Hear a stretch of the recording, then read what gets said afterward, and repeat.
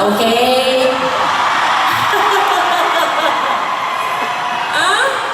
Eh, kenapa tak duduk bawah ha? Komitmen hidup tinggi ke macam mana?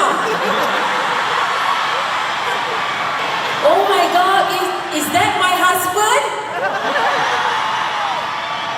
Am I your komitmen hidup yang tinggi? Man, yeah. I thought you duduk bawah. Besok Mstar tulis suami Misha Omar hanya mampu duduk di platinum kerana komitmen hidup yang tinggi. Oh, it's okay ya, I love you the same.